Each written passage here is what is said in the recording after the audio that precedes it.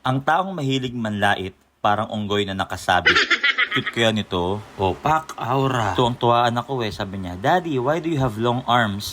Nandito nga pala kami ngayon sa Ninoy Aquino Parks and Wildlife Center sa Diliman, Quezon City. Pwede yung isama ang buong pamilya dito kasi napakamura lang ng entrance fee niya. 30 pesos lang for adults, 15 pesos for students, at free naman sa PWD, senior citizen at kids below 7 years old. Open sila from 7 a.m. to 5 p.m. Isa siyang oasis sa gitna ng lungsod. Yung oasis yung hairstyle na nauso bago mauso yung kimpi.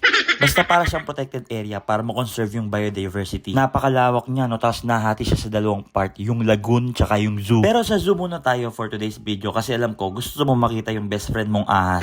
Karamihan sa mga hayop na nandito yung mga na-rescue at saka na-confiscate or kaya yung na-dinonate na hayop. Dito na sila inaalagaan kasi hindi na sila pwedeng ibalik sa wild kasi nawala na yung survival instinct nila kasi domesticated na sila at mahirapan sila mag-adapt sa wild. Mini zoo lang siya, no? Pero marami ding hayop dito katulad ng favorite na hayop ni Tony Gonzaga. Nandito rin yung hayop na ginagawang kapyong at iba't ibang klase ng ibon. Nandito din yung national bird natin, si Ellen Adarna. De joke lang. Monkey eating eagle or Philippine eagle. Siyempre, di mawawala yung best friend mo. Di ko naiisa-isahin yung mga hayop, no? Pero masasabi ko lang, worth it siya. Kasi matutuwa talaga yung mga bata dito. Tsaka maganda siyang family bonding. Tsaka siyempre, exercise na din sa mga bata. Maraming salamat mga tolls.